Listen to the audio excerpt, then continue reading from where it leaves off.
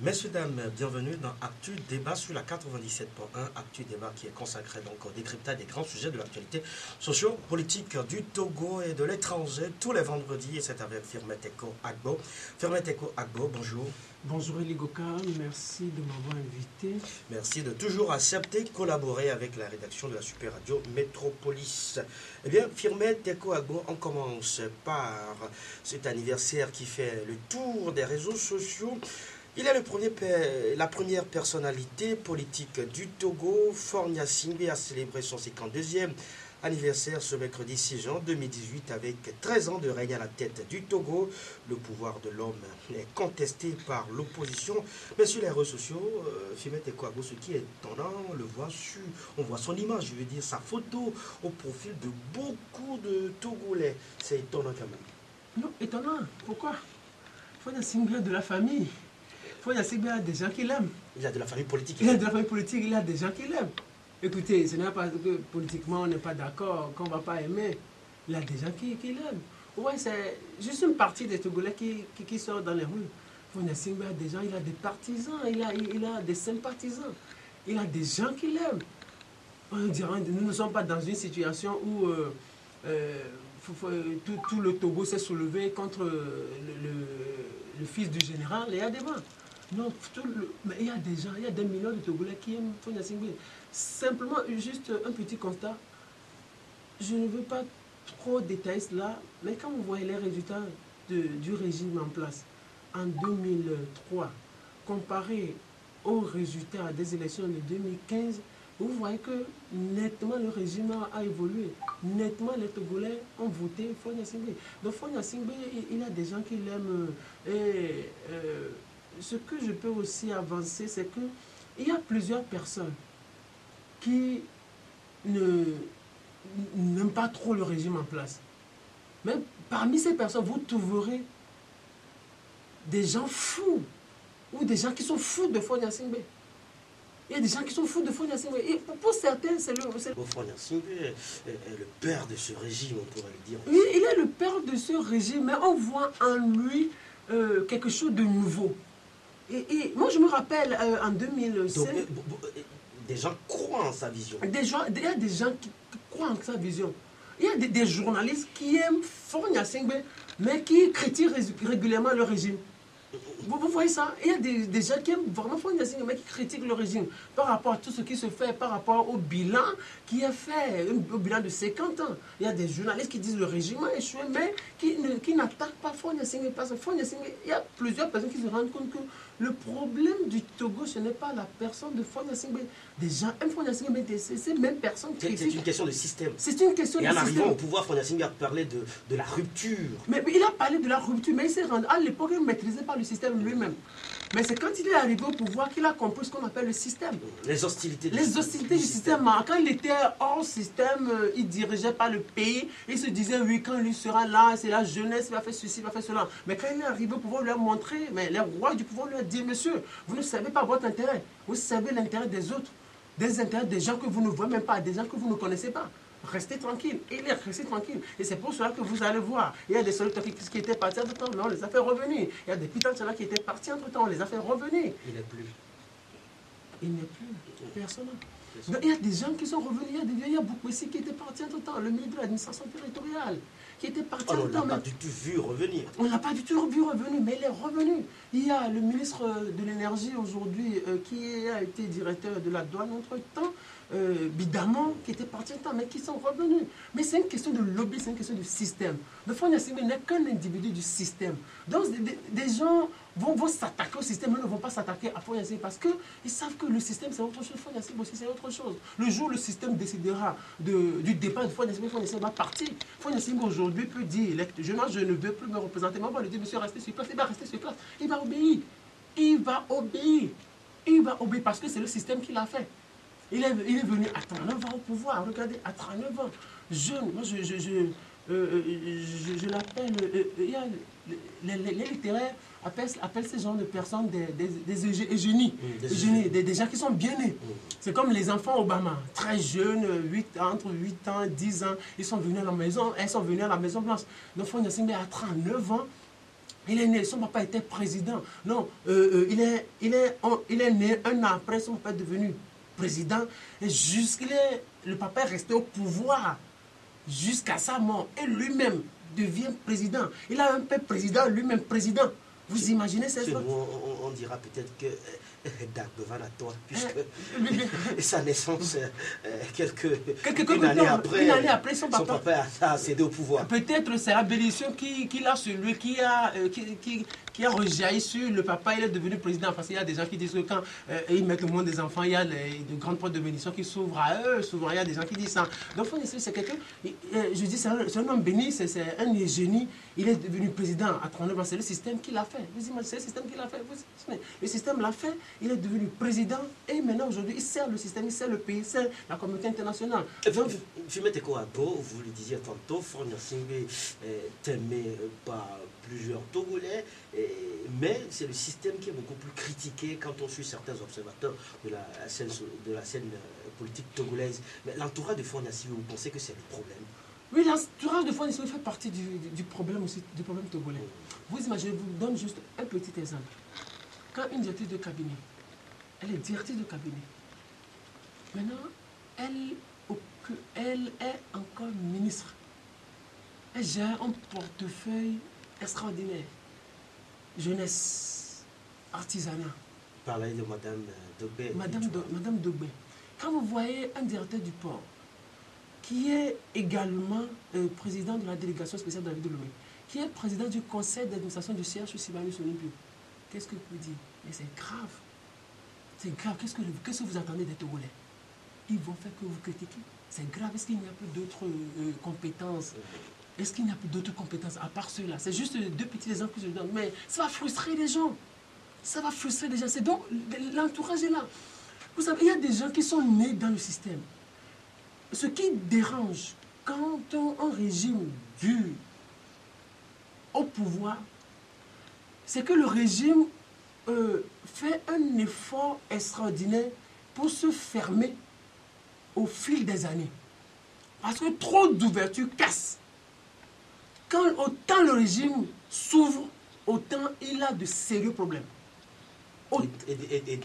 Et donc on fait tout pour rester hermétique. Pour rester hermétique. C'est pour ça, mais le fait que Faure Gnassingbé ne communique pas, quelquefois ça ne vient pas de lui. Parce que autant il va communiquer, mais autant le système va laisser des failles. Il va venir dire quoi? Un jour il s'est levé et dit une minorité s'accapare les richesses du pays. Mais c'est-à-dire, c'est grave ce qu'il a dit. Mais les opposants n'ont pas compris. C'est un courage à applaudir. C'est un courage à applaudir. Mais au-delà du courage, il faut agir. Oh, écoutez, au-delà du courage, vous croyez que Faure Gnassingbé lui-même va se lever aujourd'hui? Il va dire, il y a des gens dans le système qui vont dire, je vous fais emprisonner, je vous fais emprisonner. Il y a des gens qui font dire, on vous arrête, on vous arrête. Des gens qui ont fait de lui président, mais qu'on ne connaît même pas. Mais c'est un système. C'est un système. Donc, il a offert en quelque sorte un pouvoir sur un plateau d'or aux opposants, mais les opposants ne l'ont pas saisi. Et quand un chef d'État dit, lui-même il est au pouvoir, il dit, une minorité s'accapare les richesses du pays, vous voulez qu'il fasse quoi encore? Mais si vous ne mettez pas de la pression, si vous il leur a tendu la brèche. Il leur a tendu la perche. Mais si vous ne l'aidez pas, il va faire comment? Mais il faut que vous manifestez. Mais vous n'avez rien fait de tout ça. On a dit ça, les Togolais n'ont jamais manifesté. C'est là où on comprend que cette opposition n'a que le pouvoir en tête. Cette opposition ne veut rien construire. Elle n'a que le pouvoir et eux en tête. Donc Faure Gnassingbé, c'est un système qui l'a aidé. Le problème, même, je dis que ce n'est pas une question Gnassingbé. Ce n'est pas la famille Gnassingbé qui est le problème. Vous imaginez, il y a des gens qui meurent en 2005. En 2009, on emprisonne un Gnassingbé. Mais il y a des Gnassingbé. Il y a des Solizam Gnassingbé, il y a Pacha Gnassingbé qu'on a emprisonné. Vous imaginez, mais le problème n'est pas Gnassingbé, c'est une question de système. Les Gnassingbé vont partir un jour, mais le système va être demeuré. Mais il faut que les Togolais arrivent à faire le distinguo entre la personne de Faure Gnassingbé et le système. Sinon, ça ne marchera pas. Faure Gnassingbé, aujourd'hui, il y a un système qui l'a aidé, qui l'a amené au pouvoir. Il va respecter le système sans volonté, parce que s'il va commencer par, s'il va embêter le système, s'il ne va pas observer tout ce que le système lui dit ou le système lui dicte, il va avoir des soucis à l'avenir. C'est pour cela qu'il est là. Mais le problème, ce n'est pas lui, Fonia Singbe. Il célèbre 52 ans. Il est venu très jeune, à 39 ans. Aujourd'hui, 52 ans. Bon, il a encore la vie devant lui. Par rapport à sa politique, par rapport à sa vie privée, on ne peut que lui souhaiter joyeux anniversaire et bonne chance, que Dieu l'accompagne.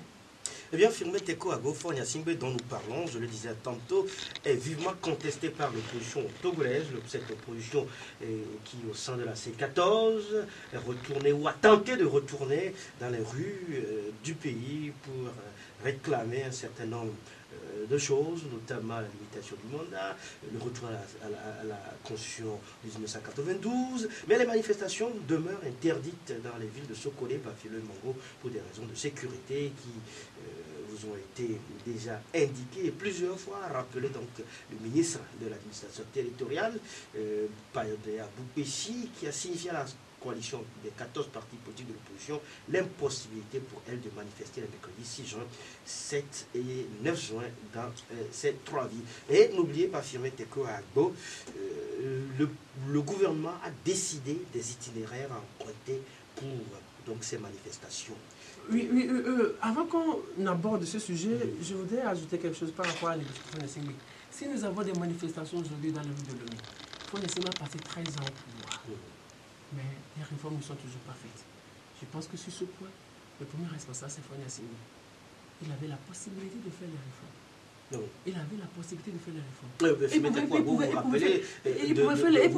Vous vous rappelez quand même des CPDC, les cadres prévus d'ailleurs pour ces réformes. Oui, il pouvait faire les réformes, c'est-à-dire à sa manière. Fonia Singbe pouvait faire les réformes à sa manière. Sa manière. À sa manière, personne ne pouvait l'empêcher. Okay. Et pourtant, les réformes ont été demandées à être faites de façon consensuelle. Mais vous n'arrivez pas à trouver le consensus. Mais vous engagez les réformes, personne ne va vous condamner. Mais écoutez, regardez ce qui s'est passé avec Idriss Déby. Qui l'a empêché à faire les réformes? Qui a empêché Idriss Déby de faire les réformes? Il est allé tout droit, il a fait les réformes et puis c'est fini. Il est allé tout droit, il a limité le mandat et puis c'est fini. On sait qu'il partira il va encore faire 12 ans au pouvoir. Fonesima est arrivé au pouvoir en 2005. Disons, il a pris les 5 premières années pour mettre en place des commissions Kofigo, commission CVJR, des années de tests. On n'a fait que voter les tests, on n'a fait que mettre en place des commissions et tout ça. Mais de 2010 à 2015, on pouvait mettre en place un système de mise en œuvre de ces réformes-là. Très rapidement. Très rapidement. Pour faire les réformes, on limite le mandat présidentiel et puis c'est fini. Mais les contraintes liées quand même liées au débat très houleux sur ces réformes, sur ceux qui doivent faire partir du cadre même de proposition de ces réformes au niveau du CPD. Vous savez, vous oubliez les connaissez. Oui, vous oubliez que nous avons tous suivi comment le CPD, les travaux ont été faits au niveau du CPDC, cadre permanent du dialogue et de concertation. Mais il y avait un document qui avait été remis entre les mains du Premier ministre à l'époque. Et ce document, aujourd'hui, quand vous le parcourez, vous dites, mais qu'est-ce qui reste encore? Qu'est-ce qui reste encore? Quand vous parcourez tous ces documents, qu'est-ce qui reste encore? Le CPDC se réunissait tous les jeudis à l'époque. À la primature. À la primature, il y avait les opposants, il y avait les Patrick Losson, il y avait Nicolas Losson, il y avait Pascal Bodjona, il y avait Sabi Uto, il y avait mais les syndicalistes à l'époque. Donc le CPDC a fait un travail extraordinaire. On a remis tout ce document-là au Premier ministre, au chef de l'État. Qu'est-ce qu'on en a fait? On pouvait faire ces réformes-là depuis et puis oublier ça. Et puis on n'allait même pas connaître les faits. Et aujourd'hui, en 2016, Fonia Singbe était en Allemagne, il a dit non, il va réunir les universitaires, les historiens, les juristes pour réfléchir sur mais c'est ce qui a amené la commission à Wanana. À Wanana et tout ça. La commission des réformes. Les réformes, maintenant. Où on connaît quand même la présence de grands ou d'éminents professeurs. D'éminents professeurs, ils ont travaillé, maintenant on a remis les conclusions. Les codards. On a remis les conclusions à Fonia Singbe. Tout a été dit à l'hôtel de février. Mais où sont ces conclusions-là? En juillet 2016. En juillet 2016, on pouvait faire ça. On pouvait faire toutes ces histoires, on pouvait régler ces histoires-là. Donc pour vous, Fonia Singbe pourrait foncer et faire les réformes et puis faire les réformes. Sans prendre en considération l'opposition. Oui, parce que l'opposition fait tout pour tout bloquer. L'opposition a participé Au blocage. Première chose, l'opposition a d'action des tests du CPDC. De tout ce qu'il y a eu, de tout ce qu'on a eu à faire, l'opposition a été présente. Maintenant, qu'est-ce qui a fait que les travaux ne se sont pas poursuivis? Regardez par exemple, même ce qui s'est passé avec le 19 août et autres. Au moment où Foy Gnassingbé voulait engager les réformes, mais l'opposition est venue, l'opposition dit maintenant c'est l'opposition même qui a contribué à bloquer. Mais bien avant cela, Foy Gnassingbé pouvait faire les réformes et puis c'est fini, on allait oublier cette histoire. Limiter le mandat et puis c'est fini. Là, il serait encore accusé de faire les réformes de façon unilatérale. Mais maintenant, on aurait fait les réformes. Mais on aurait fait les réformes. Et peut-être là, c'est là où on rejoindrait Maître Agbobo qui dit qu'il faut maintenant, après la réforme, maintenant, il faut déverrouiller les institutions de la République. Et maintenant, on insisterait sur ça. Aujourd'hui, le Togo aurait évolué. Foy Gnassingbé pourrait faire les réformes depuis et on aurait réglé ces histoires-là depuis. Et même aujourd'hui, regardez tout ce silence qu'il y a, avant qu'on ne parle même de ces manifestations, regardez tout ce silence qu'il y a. On peut faire quelque chose. C'est moment, si on fait quelque chose, c'est moment. S'il faut faire les référendums, oui, on fasse les référendums. S'il faut faire les locales, on fait les locales. S'il faut faire les législatives, on les fait. Et puis c'est fini. Mais Fimet Ekouagbo, vous oubliez que faire quelque chose en termes de réforme, c'est s'adresser à l'Assemblée nationale ou s'adresser au peuple togolais pour se prononcer sur. L'Assemblée nationale a déjà fait ce qui. À travers un référendum. L'Assemblée nationale a déjà joué son rôle. Elle a envoyé le test devant le peuple. Il revient à Foy Gnassingbé d'enclencher le processus et puis c'est fini. On fait le référendum et puis c'est fini. Parce qu'on n'arrive pas à s'entendre. Où se pose le problème? On demande à la personne de limiter le mandat présidentiel. La personne limite le mandat présidentiel. Mais vous dites non, en aucun cas, en aucun cas. On va parler de en aucun cas jusqu'à quand? On va parler de en aucun cas jusqu'à quand? Moi, ce qui est important aujourd'hui, c'est que Foy Gnassingbé a passé 13 ans à la tête du Togo. En 2006, ils ont pris un engagement avec la PGA, la politique globale. On peut faire les réformes. Ce qu'il faut pour solder toute la PG, c'est les réformes constitutionnelles institutionnelles. Parce que tout a été déjà fait. Maintenant, il faut qu'on mette en œuvre ce point-là pour qu'on puisse définitivement tourner cette page-là. Foy Gnassingbé a passé les 5 premières années pour faire les tests. Les 5 ans qui ont suivi ces 5 premières années devraient servir à faire les réformes. Maintenant, nous sommes encore au 3e mandat et les réformes ne sont toujours pas faites. Et l'opposition est dans la... L'opposition est dans la rue. Je pense que ça devient difficile. Ça devient difficile. L'opposition qui est aujourd'hui dans la rue, sur ce point, je vais dire quelque chose. La première chose que je veux dire, vous voyez que chaque fois, ces derniers moments, quand l'opposition veut manifester, le gouvernement réagit. Et le gouvernement circonscrit ses itinéraires. Il modifie les itinéraires. Et ça se répète. Mais je pense que ce qui serait important aujourd'hui, je pense que le CACIT aussi s'est prononcé sur le sujet, ce qui sera important aujourd'hui, c'est que le gouvernement prenne un acte administratif, un arrêté ministériel ou un décret. Voilà, pour régler cette histoire-là. Parce que ce qui a amené à voter la loi Bodiona, à élaborer jusqu'à voter la loi Bodiona, c'était l'arrêté ministériel de 1994. Il y avait la constitution togolaise, mais ce qui régissait les manifestations dans les rues à l'époque, c'était un arrêté ministériel. On est passé de cet arrêté à la loi Bodiona. Mais aujourd'hui, la loi peut être là, donc pendant un arrêté, le gouvernement peut maintenant... la loi même prévoit ça. La loi même prévoit ça. Maintenant, on argumente, le gouvernement peut motiver, bien sûr. C'est ça, qui est un motif. Oui, qui est un motif. Le gouvernement motive bien sa décision et puis c'est fini. Et maintenant, cette décision est susceptible d'être attaquée devant les juridictions administratives. Maintenant, qu'on ne prenne pas juste une lettre pour répondre et puis c'est fini. Un communiqué simple, je pense que ça va être un peu plus difficile avec le temps. Ce qui serait important et ce qui est souhaitable, c'est deux choses. La première chose, soit on prend un arrêté pour circonscrire les itinéraires pour l'avenir. La deuxième chose, si la loi Bodiona embête ou si elle a des imperfections, c'est ce que nous avons toujours dénoncé ici, qu'on envoie cette loi à l'Assemblée nationale pour révision. Et puis c'est fini. Maintenant, au niveau de la C14, je me demande pourquoi la C14 manifeste-t-elle toujours? Mais la C14 manifeste donc pour avoir donc ces réformes dont nous parlons, puisque ces réformes ne sont toujours pas faites. Fimet Ekouagbo, la C14, vous le savez très bien, après le 19 août, que cette coalition s'est mise en place. Elle réclame bien sûr comme tipi le retour à la Constitution de 1992, le vote de la diaspora. Voilà les grands. Mais la C14 croit, qu'est-ce qu'elle croit? Mais le Maître Agbobo a envoyé une lettre, et dans la lettre, vous voyez que Maître Agbobo dit il faut que nous évitions de tourner en rond. Parce que depuis longtemps, la C14 ne fait que tourner en rond. N'est-ce pas une erreur de publier cette lettre-là de façon ouverte? N'est-ce pas fragiliser la C14, Maître Agbo-Ibon? Est-ce que c'est lui qui va venir fragiliser la C14? La C14 va même fragiliser depuis. La C14 est fragilisée depuis. C'est une alliance contre nature. La C14 est fragilisée depuis. Et les gens disent que... Mais Ouro Dikpa du PNP a dit qu'à la C14, ils restent ensemble et forts. Non, il se trompe, c'est tout. Il se trompe, il sait qu'il se trompe. Parce que vous savez bien qu'entre Ouro Dikpa et l'ANC, ça ne passe pas, ça ne s'entend pas. Entre-temps, Ouro Dikpa avait annoncé une manifestation, l'ANC n'était pas d'accord, et tout ça, et vous dites que c'est Maître Agbo. C'était récemment à Goué, au cours du meeting de Jean-Pierre Fabre, selon des indiscrétions, Ouro Dikpa avait dit que l'ANC n'avait pas sa place à Goué, que ce qu'il faut réveiller, c'est des gens de Côte d'Ivoire, Copé, Baguida, ou tout cas, Agoué est déjà debout.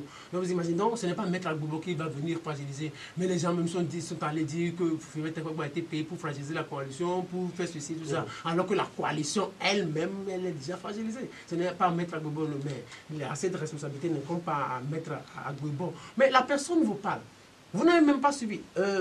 Togbe Sylvain, c'est Sylvain Dagban, mais il est intervenu sur une radio cette semaine. Et il dit, mais on ne manifeste pas pour manifester. C'est manifestation, c'est pression et négociation. Il dit, il ne faut pas que la manifestation ne va rien donner. Donc ça fait des mois que Maître Agbo et ses collaborateurs parlent à la C13. C'est là où nous sommes en train d'aller, nous ne maîtrisons pas. Il faut que nous arrêtions de manifester pour aller négocier. On le répète chaque fois la même chose, mais même bien que cette lettre ait été envoyée, cette lettre qui n'a pas eu de réponse, bien que la commission de la CEDEAO soit arrivée ici pour discuter, et maintenant on demande encore aux Togolais de sortir dans les rues. Mais qui va vous prendre maintenant au sérieux? Même les journalistes sont en train de vous lâcher. Ceux-là qui viennent souvent couvrir vos conférences de presse. La dernière conférence de presse, mais c'était clairsemé dans la salle. Maintenant vous faites ça, mais la coalition se ridiculise. La coalition se ridiculise. Elle va où? Elle va où? La C14 va où? Et donc, vous pensez que la C14 ne devrait plus lancer des manifestations? Mais qu'elle oublie cette histoire de manifestation, parce que la CEDEAO a déjà plus de science. La CEDEAO va se prononcer. Et il y a des politiciens mais qui leur donnent des conseils, des gens qui leur donnent des conseils, mais oublie cette histoire-là. Et le samedi dernier, c'est-à-dire quelques jours avant ces manifestations, une délégation de la Commission économique des États de l'Afrique de l'Ouest, je parlais de la CEDEAO, a rencontré ce samedi-là les protagonistes de la crise togolaise. Cette consultation des acteurs de la crise vise à élaborer une nouvelle feuille de route qui servira de base aux prochaines négociations. Oui, aux prochaines négociations, mais écoutez, qu'est-ce qu'il faut attendre de la CEDEAO? La CEDEAO va s'attacher à la légalité. La CEDEAO va s'attacher à la légalité. Parce que la CEDEAO ne peut pas venir vous imposer une certaine anarchie. Pour vous dire, ne respectez pas le droit, allez demander à Fonia Sibé de quitter le pouvoir. Ce ne sera pas possible, que les gens ne rêvent pas. Ça n'arrivera pas. Même Macron s'est prononcé hier sur la question togolaise. Il dit le Togo est un État souverain.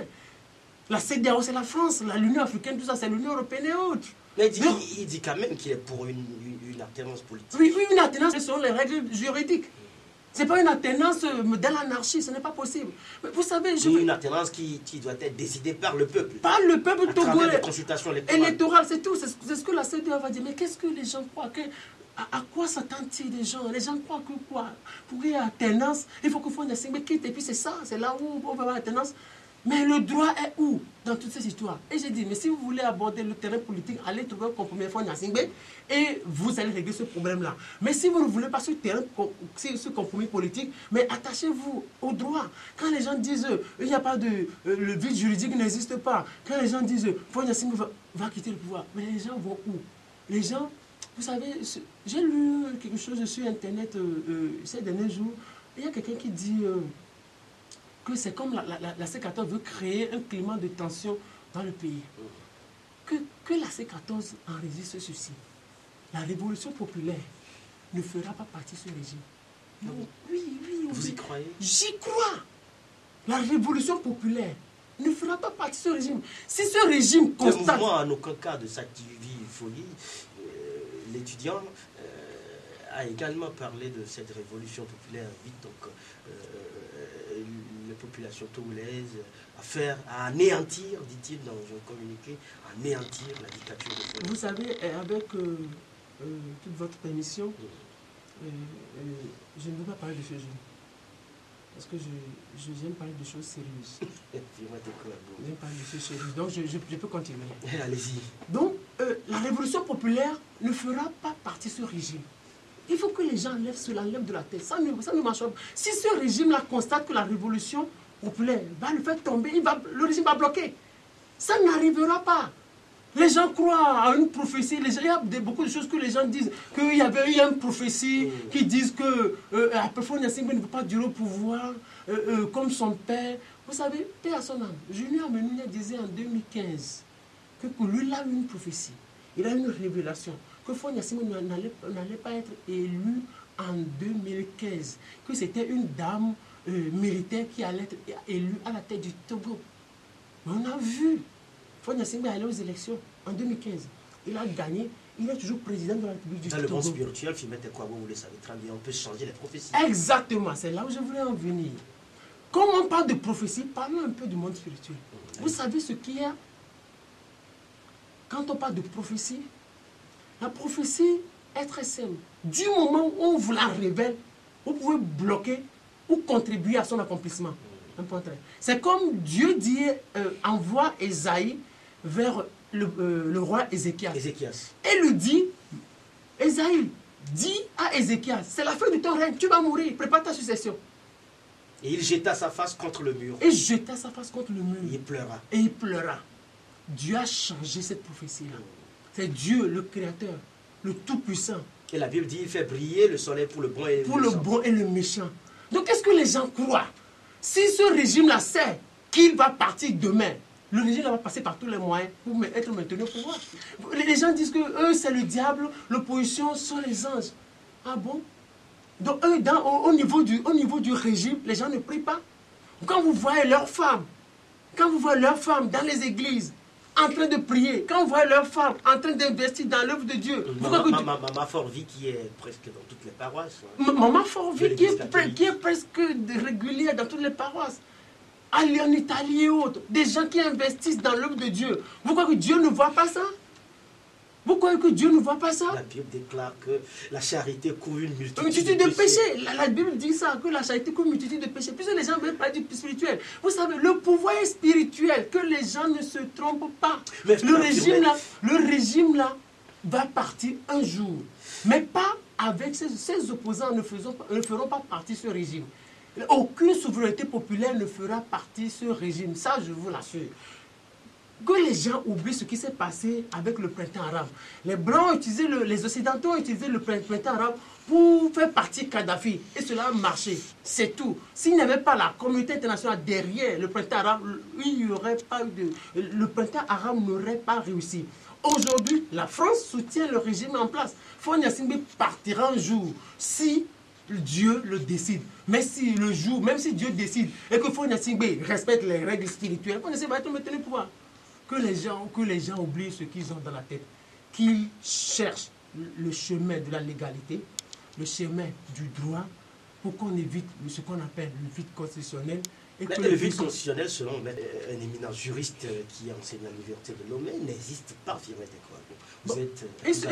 Vous avez fait le droit également. Et même il me semble qu'il se contredit avec ce qu'il dit. Le mot existe, oui ou non? Le vide existe. Le vide que ce mot-là, ce terme-là existe ou non? Ce vocable-là existe ou non? Quand on parle de vide, ça veut dire que la loi ne prévoit pas quelque chose. On appelle ça zone de non-droit en droit. Ça veut dire la loi. Regardez par exemple, au moment où, vous savez ce que les Américains ont comme loi? Le président américain et le vice-président ne voyagent pas ensemble. Jamais. Jamais.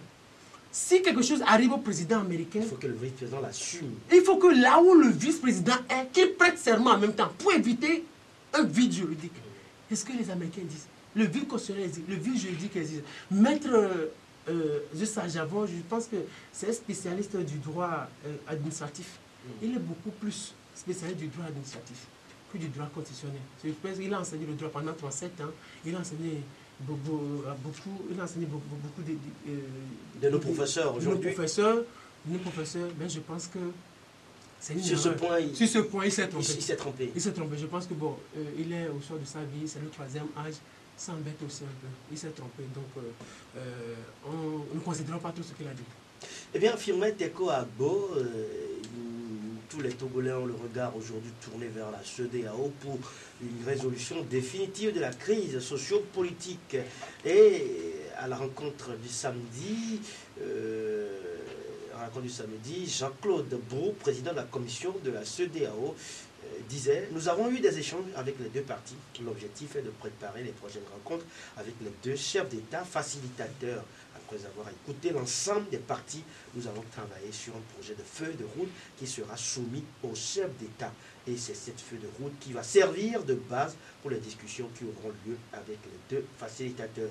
Nous avons surtout noté l'engagement des deux parties à œuvrer et à poursuivre le dialogue en vue d'arriver à un accord. » Aujourd'hui, la grande question qu'on peut se poser est celle de savoir est-ce que les positions ont évolué pour permettre à ce que la CEDEAO puisse avoir une certaine facilité pour résoudre la crise. Non, je pense que les positions n'ont pas évolué. Et ce sera donc compliqué au prochain round du dialogue. Non, rien ne sera compliqué.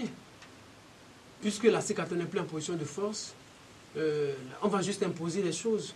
Il y a le pouvoir qui maintient le droit de son côté, et il y a la C14 qui veut instaurer ce qui n'existe pas, dont les positions sont diamétralement opposées, mais la CEDEAO va imposer une situation juridique.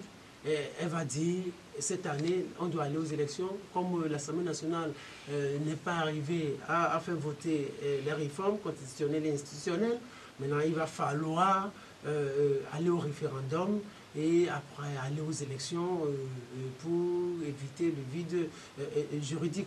Et je pense que Fagne Gnassingbé, le président de la CEDEAO, sous son magistère, on ne va pas lui demander de quitter le pays en 2020, parce que ça n'existe pas. Parce que, vous savez, il y a quelque chose qui me fait toujours réfléchir. Je me demande pourquoi les opposants togolais s'attachent toujours ou veulent bien qu'on viole la Constitution en leur faveur. En 2005, quand le général Eyadema est mort, ces opposants-là ont dit retour à la légalité constitutionnelle. C'est la légalité constitutionnelle que nous avons aujourd'hui. S'ils sont députés aujourd'hui, c'est avec cette constitution-là. S'ils manifestent dans les rues de Lomé, c'est avec cette constitution-là. Eux, ils jouissent de la constitution. Mais pourquoi ne voudrait-il pas que Fagne Gnassingbé lui jouisse de la constitution? Pourquoi voudrait-il qu'on viole la constitution en leur faveur et en défaveur de Fagne Gnassingbé? Jusqu'à présent, il n'y a aucune loi qui interdise à Fagne Gnassingbé de se représenter en 2020. Mais l'opposition, la C14, parle de l'esprit qui a fondé la mise en place de ce contrat social de 1992 et qui dit en aucun cas lui ne peut faire plus de 2 mandats et Fagne Gnassingbé dans son 3e mandat. Mais est-ce qu'on a modifié la Constitution? Oui. On a modifié la Constitution légalement, oui ou non? Où se pose le problème? Où se pose le problème? Et ce qui est même dommage, donc pour vous, la C14 réclame quelque chose qui est dans l'imaginaire? Qui est dans l'imaginaire, ça n'existe pas. C'est-à-dire, vous n'avez même pas encore la loi, tout ça, mais vous dites, si il advenait qu'on vote une loi, donc vous ne vous représenterez pas. C'est extraordinaire, ça n'existe pas. C'est-à-dire, on veut créer l'anarchie, on veut créer, la C14 veut créer son droit. Ça n'existera pas. Il profite de cette loi, il profite de cette loi fondamentale. Ils ne voudraient pas que Fagne Gnassingbé lui en profite. Ils sont tombés dans leur piège. Il faut qu'ils acceptent aujourd'hui, ces opposants de la C14, qu'ils ont échoué. Eh bien, qu'ils ont échoué. La CEDEAO va choisir le droit. Firmin Teko Agbo, parlant bien sûr de la CEDEAO, dans un entretien accordé à Jeune Afrique, le président ivoirien a affirmé, je veux parler bien sûr d'Alassane Ouattara, qui également fait la une des journaux ces derniers temps, a affirmé donc que la CEDEAO devrait faire un bilan de la facilitation lors de son prochain sommet prévu pour se tenir dans le courant du mois prochain. Mais en attendant, les conclusions de la facilitation de la CEDEAO qui parverront la voie des recommandations opération, sans doute de sortie de crise imposable aux parties prenantes. Alassane Ouattara a levé un cœur de voix sur ce que les chefs d'État de la CEDEAO ont dit à Fonia Singbe lors du sommet extraordinaire tenu le 14 avril 2018 à Lomé. Il dit, les chefs d'État de la CEDEAO lui ont dit à l'occasion du sommet qui s'est tenu à Lomé en avril que le Togo devait renforcer le processus démocratique en limitant à 2 le nombre de mandats présidentiels, ce que le président a accepté, et en instaurant une élection à 2 tours dans l'hypothèse où aucun candidat n'obtiendrait la majorité absolue au premier tour. Le chef de l'État ivoirien indique par ailleurs que le président togolais avait accepté le 14 avril dernier autoriser les marches et les manifestations d'opposition dès lors qu'elles s'exercent sans violence. Tout cela devra faire l'objet d'un accord entre le pouvoir et l'opposition pour aboutir à des élections dont les résultats seront reconnus par tous. Par la même occasion, Alassane Ouattara s'est également exprimé sur la question d'une nouvelle candidature de Fonia Singbe aux élections présidentielles, notamment en 2020. Et voici ce qu'Alassane Ouattara dit. Cela dépend des Togolais eux-mêmes. Nous n'avons pas à leur imposer quoi que ce soit. Il faut que le président fort et ses concitoyens décident de ce qui est bon pour le Togo. Exactement. Et comment il va contester la candidature de Fonia Singbe? Mais la CEDEAO prend le droit dans sa communauté. Elle va s'y opposer comment? Mais le jour où la CEDEAO va s'y opposer, ça veut dire simplement que la CEDEAO est en train de créer une zone d'anarchie dans la sous-région. Elle n'accepterait jamais demander à Fonia Singbe de quitter le pouvoir en 2020. Ça n'existera pas. De ne pas être candidat. De ne pas être candidat, ce n'est pas possible. Ce n'est pas possible. Elle ne le fera pas. C'est-à-dire, il faut que les gens... Quand les gens disent, on va atteindre la CEDEAO, la CEDEAO ne fera pas ça. La CEDEAO ne fera pas ça. Écoutez, c'est juste une minorité de Togolais, c'est juste quelques Togolais qui demandent à Fonia Singbe de ne pas être candidat. Mais si, vous savez, il est clair que si vous ne voulez plus de la personne, allez vous prononcer dans les urnes et vous avez les résultats. Mais dans quelles conditions? Voilà. La question est fondamentale, et celle que vous venez de poser. C'est pour cela, Maître Agbouebo leur dit, mais quand on ira au dialogue, parlons plutôt du cadre électoral pour rendre les conditions, pour avoir les conditions de transparence dans les élections. Mais vous ne parlez pas de ça, vous parlez d'autre chose, alors que le temps passe.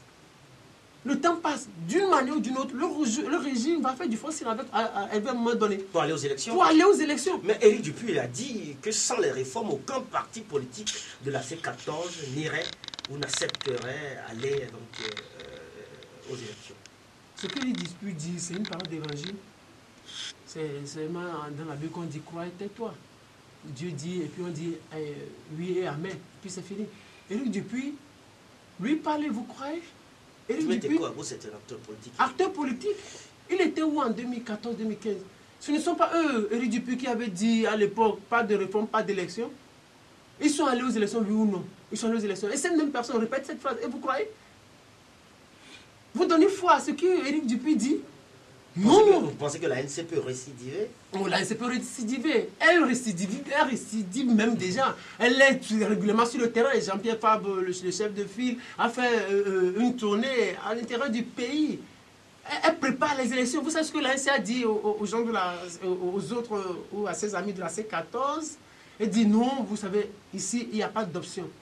Elle a dit on n'a plus d'autres options. Donc on attend juste le dialogue. Mais dans les coulisses, elle prépare les élections. Et c'est pour cela que les autres acteurs de la C14 s'en sont aperçus et se sont aussi déployés sur le terrain. C'est comme ça. Ils sont allés à une réunion. L'ANC dit non, l'élection n'est pas une option pour nous. Donc notre option, c'est le dialogue et le départ de Fonia Singbe. Et dans les coulisses, ils sont régulièrement sur le terrain. Mais les autres se sont aperçus, ils ont dit, mais pourquoi on est en train de nous berner, en train de nous tromper? L'ANC prépare bien les élections. Elle ne peut pas bien les élections. Éric Dupuy, ne croyez quand Éric Dupuy parle, ne croyez pas, c'est un politicien. Et puis, Éric Dupuy, bon, c'est pas un grand acteur politique, donc il peut dire ce qu'il veut. Il peut dire ce qu'il veut aussi. Il peut dire ce qu'il veut. Quand Ouattara dit ce que Ouattara dit, il faut savoir que c'est ça qui va arriver au Togo. On balise le terrain pour la CEDEAO. La CEDEAO ne va pas demander à Fonia Singbe de ne pas être candidat en 2020. Ça n'arrivera pas. Que les gens ne rêvent pas. Ceux-là, je pense que l'Éric Dupuy, les Jean-Pierre Fabre, ce sont eux qui contribuent beaucoup plus à l'enracinement de ce système. Et Isabelle Ameganville l'a reconnu. Isabelle Ameganville, elle fait partie des membres influents de l'ANC. Elle-même l'a reconnu. que d'une manière ou d'une autre, nous avons contribué à l'enracinement de ce système. Et c'est un membre encore influent de ce système, de ce parti, qui dit aujourd'hui si aucun parti de la C14 n'irait aux élections sans la réforme. Il veut encore tromper les Togolais pour avoir juste une popularité. Et du jour au lendemain, ils vont dire, on peut dire une chose et faire son contraire. Au contraire, en octobre 2015, Alassane Dramane Ouattara, qui aujourd'hui s'intéresse beaucoup plus à la crise sociopolitique togolaise, disait « Si j'avais pu régler ce que j'avais à faire en un mandat, je n'aurais pas fait un second. Qu'est-ce que cela m'apporte? Rien que de la fatigue.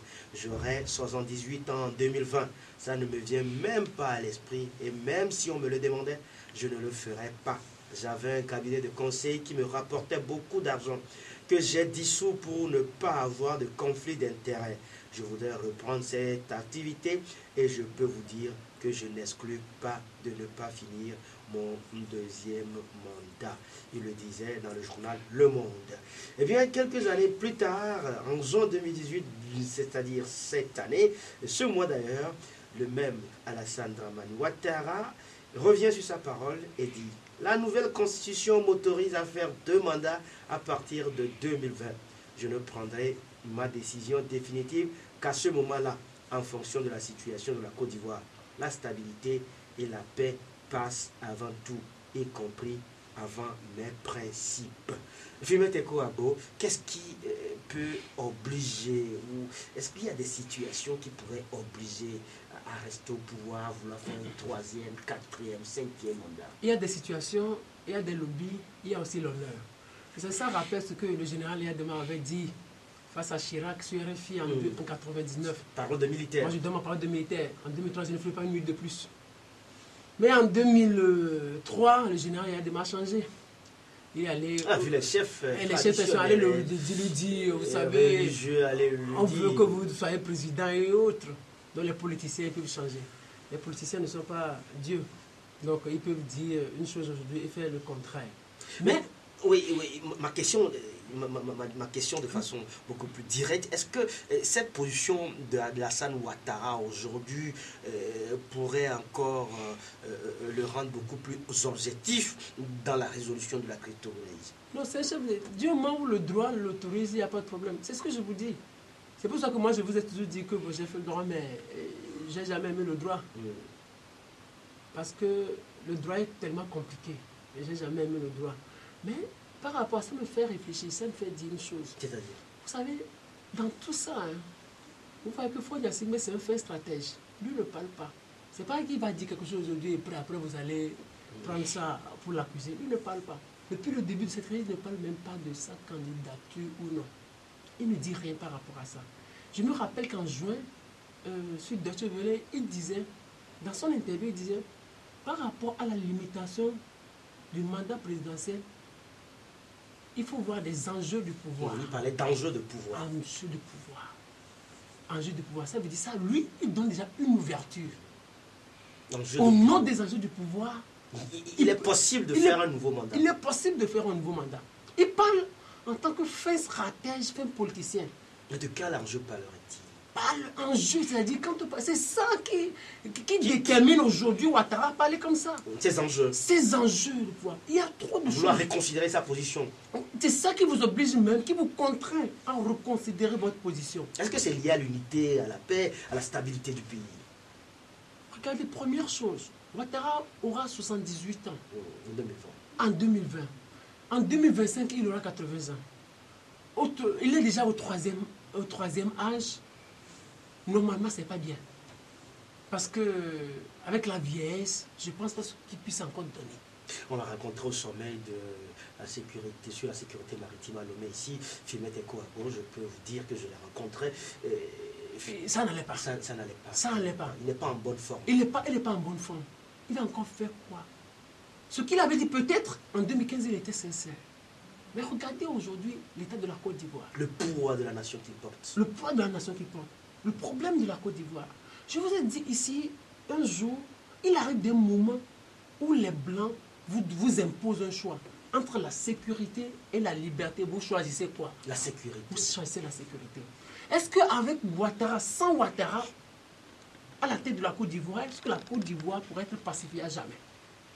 Est-ce qu'aujourd'hui, la Côte d'Ivoire a une alternative à part Ouattara?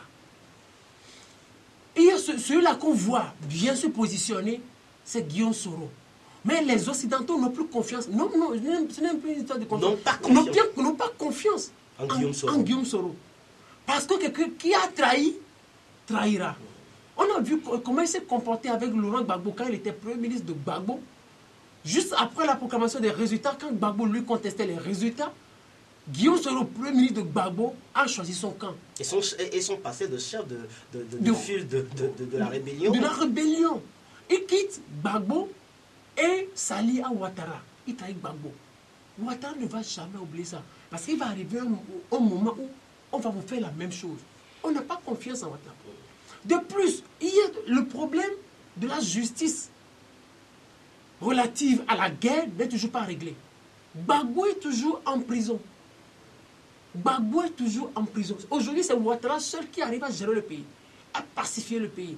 Si il tombe aujourd'hui, est-ce que la justice ne va pas le poursuivre? Est-ce que la justice ne va pas le poursuivre? Est-ce qu'on ne va pas lui demander, on ne va pas l'amener aussi à la haie pour le confronter avec Gbagbo? Pour l'amener là aussi. Si on laisse le pouvoir aujourd'hui entre les mains des rebelles, je voudrais parler de Guillaume Soro et ses amis. Est-ce que ce serait parti pour une nouvelle guerre ou pour que la Côte d'Ivoire soit pacifiée à jamais? Et la réconciliation n'est d'ailleurs pas effective en Côte d'Ivoire. Et la réconciliation n'est d'ailleurs pas effective. Vous voyez, en tout temps, les militaires se sont soulevés et Ouattara a eu chaud. Et vous voyez que demain on dit il y a des théories, comment on dit, des théories ici. Il y a des choses comme ça. Et autre chose, Ouattara, il incarne des lobbies en Côte d'Ivoire. N'oubliez pas que c'est un homme de réseau. Il a fait le FMI pendant longtemps. Un homme de très grand réseau. Avec les écrits olympiques, il a un homme de très grand réseau. Il a ses partenaires. Il a ses partenaires qu'il a fait venir en Côte d'Ivoire, qui ont investi des milliards en Côte d'Ivoire. Parce que ces partenaires ont besoin de lui. C'est pour cela qu'il dit qu'il est possible qu'il se repositionne encore. Et aujourd'hui, il a tout fait pour que le droit soit en sa faveur. Donc, c'est ça qu'on appelle un jeu. Un jeu. Regardez, le Burkina est en train d'être instable à jamais. Le Togo, qui bouge un peu. La Côte d'Ivoire. Ouattara va partir maintenant. Moi, je ne dis pas que c'est pas bien que Ouattara reste ou que... Non, moi, j'analyse. Moi, je ne dis pas que Ouattara a bien fait. L'analyse des conséquences. Des conséquences qui pourraient... Moi, je ne dis pas que c'est... de son départ. De son départ. Si Ouattara part aujourd'hui, comment serait la Côte d'Ivoire? Comment serait le pays? Est-ce qu'on irait à une nouvelle guerre? On réfléchit à tout ça. Les Occidentaux réfléchissent à tout ça. Et jusqu'à présent, la France cherche l'alternative crédible. Pour la Côte d'Ivoire. Pour la Côte d'Ivoire, mais ne trouve pas encore. Et parce que cette alternative crédible ne serait pas trouvée, Ouattara continuera de gouverner. Il y a une chose, Ouattara n'avait pas fait voter la constitution là pour se repositionner en 2020. Non, c'était pas ça. C'était pour préparer sa succession. C'est pour cela que dans la constitution, il y a maintenant le poste de vice-président. C'est pour ça que quand lui va partir, le vice-président va prendre sa place. Mais jusqu'à présent, on ne trouve pas en ce vice-président un homme qui pourrait incarner l'avenir de la Côte d'Ivoire. Et Bédié également ne fait pas le poids. Bédié aujourd'hui, c'est quelqu'un qui est vieux. Et donc les sympathisants de Bédié sont en train de dire non, après Ouattara, c'est nous. Alors que la France, pour le moment, soutient toujours Ouattara. Ouattara, on ne peut pas le lâcher pour le moment. C'est ce que les Togolais doivent comprendre. Pas du parti. La décision vient de des millions de kilomètres. Les choses sont décidées ailleurs. Les choses sont décidées ailleurs. Parce qu'il y a des gens, il y a un groupuscule de personnes qui sont quelque part. Qui gèrent la gouvernance mondiale. Qui gèrent la gouvernance mondiale. Et qui bougent les pions. Qui disent que non. Quand on fait partir le président togolais, maintenant, nos intérêts dans la région, au Togo et dans la région, et dans toute l'Afrique, comment seront-ils? Est-ce celui qui viendra? Est-ce qu'il est des nôtres? Est-ce qu'on peut composer avec lui? Non, est-ce qu'il ne va pas nous trahir? Il y a tout ça. C'est ça le pouvoir. C'est ce que Faure Gnassingbé a appelé enjeu de pouvoir. Ce qu'il a dit là, ça résume tout ce qu'on appelle pouvoir. Limitation de mandat, ce n'est pas de lui.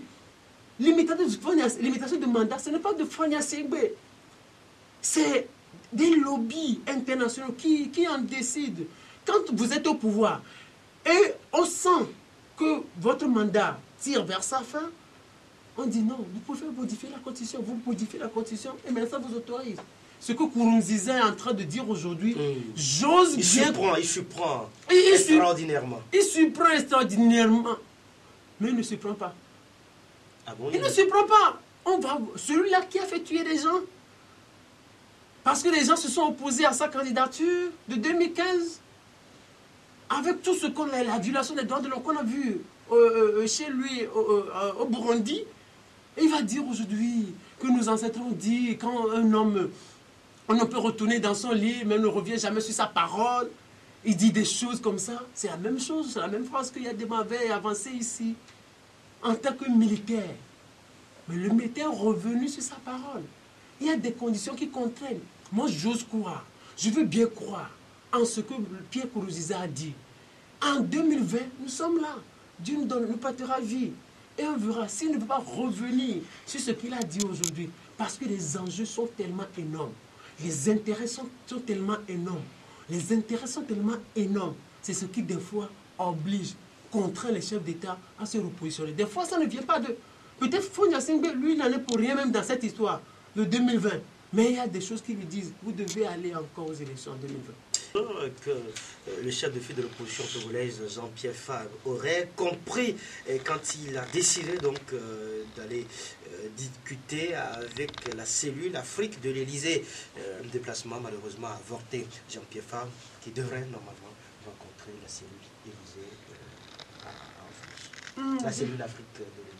Oui, bon, il n'y a rien d'extraordinaire en ça. L'infirmier de Kouabo, vous parlez des lobbies, vous parlez des considérations extérieures qui impactent le choix des présidents d'Afrique. Oui, pragmatique.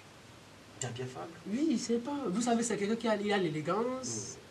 La beauté physique. Il a la beauté physique. Je pense que la lutte même est en train de le rendre un peu vieux et un peu vilain. Parce que par rapport à sa beauté, d'abord, il était un homme mignon. Il est élégant, mais c'est qu'il manque de charisme politique. Et on n'a pas trop confiance en lui. N'oubliez pas qu'il a commis trop de gaffes diplomatiques.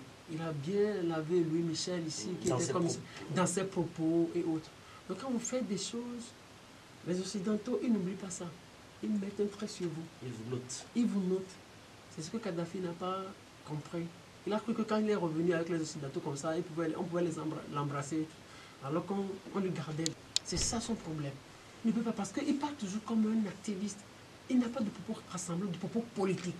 Il n'a pas l'esprit de négociation. Il est trop cru. Il est trop cru. Et puis, il est encore dans les années 60. C'est quelqu'un qui vit dans les années 60, il parle de occidentaux, il parle de blancs, les blancs sont venus nous diviser, tout ça. Il a bloqué ces histoires. Les Occidentaux ne veulent plus ça. On veut évoluer. Il y a le WhatsApp. Aujourd'hui, il y a le WhatsApp, le Facebook. Les Occidentaux veulent évoluer. Ils veulent des gens pour évoluer. C'est pour cela qu'on prend les Macron, 39 ans et 40 ans. On prend les Justin Trudeau, 46 ans. On veut prendre les jeunes aujourd'hui. On prend les jeunes, on prend des milliardaires. Au Nigeria, vous l'avez appris, l'âge minimum pour aller donc aux élections, pour être député ou pour être président a été rabaissé de 5 ans. Rabaissé de 5 ans, c'est-à-dire on veut maintenant des jeunes. Parce qu'on voit que les réseaux sociaux, l'Internet enlève au diplôme le mythe qu'il y avait. Avant, il fallait passer des années pour avoir le diplôme. Le mythe de la connaissance. Le mythe de la connaissance, livresque. Cela est en train de disparaître. Avec l'Internet, les choses peuvent aller rapidement. Donc les Occidentaux sont en train d'évoluer avec le temps moderne. Donc Jean-Pierre Fabre, il est toujours dans les années 60. Donc on n'a pas trop confiance en lui. On n'a pas confiance en lui. Ce n'est pas un homme de rue. Donc aujourd'hui, il fait du forcing. Quand il va à l'Élysée, il va rencontrer. C'est comme aujourd'hui. Vous aussi, si vous voulez, vous pouvez aller à la présidence togolaise. Il suffit que vous dites que vous voulez aller voir le chef de l'État. On va vous laisser entrer. Vous dites que vous voulez aller déposer un dossier, on va vous laisser entrer. Donc quand vous êtes, il est français, un français, Jean-Pierre Fabre. Quand il va à l'Élysée, il dit qu'il va aller rencontrer quelqu'un auprès de lui, il va rencontrer, mais il ne va pas rencontrer Emmanuel Macron. Ça n'arrivera pas. Il ne peut pas rencontrer Emmanuel Macron. Il ne peut pas aller demander une audience à Emmanuel Macron. Emmanuel Macron va le recevoir. Ce n'est pas possible. Ça n'arrivera pas. Vous imaginez quand François Hollande était président, Nicolas Sarkozy, chef de file de l'opposition, Nicolas Sarkozy a fait des tractations pour aller rencontrer Angela Merkel.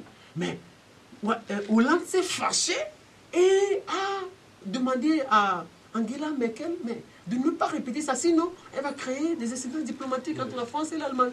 Parce que c'est son opposant.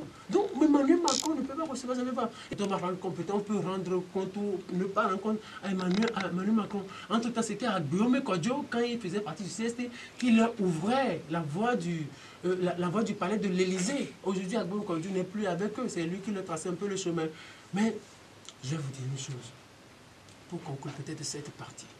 Jusqu'à présent, n'oubliez pas ça.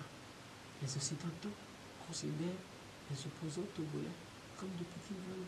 Comme de petits voyous. Comme de petits voyous. C'est grave, c'est Je vais vous dire une chose. Je suis en train de l'écrire dans une chronique. Il y avait une réunion. Il y avait une réunion importante.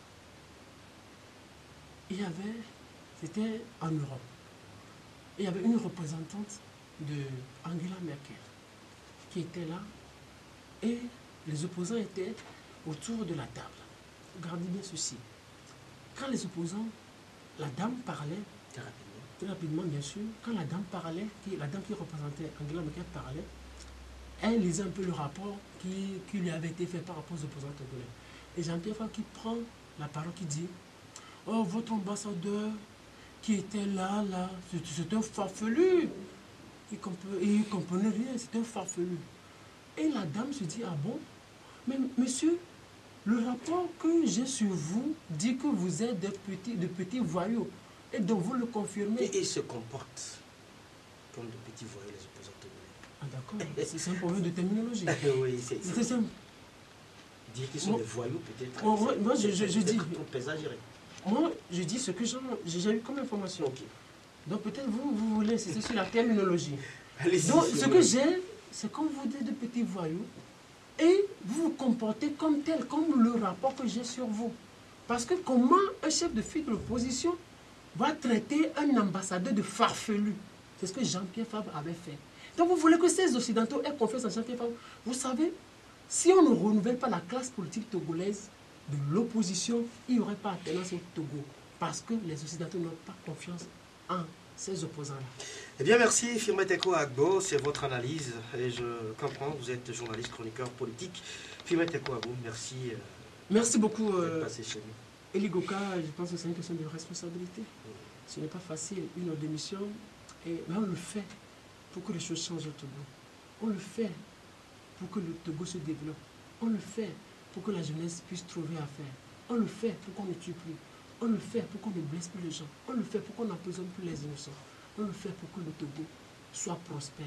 Pour que le Togo, un jour, devienne un État émergent. C'est notre ambition. Nous ne le faisons pas pour qu'on détruise le Togo. Parce que ceux-là qui ont l'esprit que le Togo va être détruit, le pays va sombrer dans la violence, qu'ils l'oublient. Nous faisons ceci avec la grâce de Dieu. Le pays va vivre toujours dans la paix. Amen. Demain, il fera beau, hein, beaucoup plus beau. Hein, beaucoup plus beau parce que de 2005 à aujourd'hui, vous voyez que Agoué est un peu développé, il y a de belles routes. Donc d'ici 5 ans, le pays va connaître une croissance extraordinaire. On aura de nouvelles routes, on aura de nouvelles aérogares. Eh bien, merci à vous tous qui nous avez suivis ici sur la 97.1 Métropolis Lomé. Merci à Rapide Egwe pour l'assistance technique au micro. Et les Goka, Doc Kanou, c'est bien moi. Au revoir et prenez très bien soin de vous. La vie est une chance, mieux une grâce.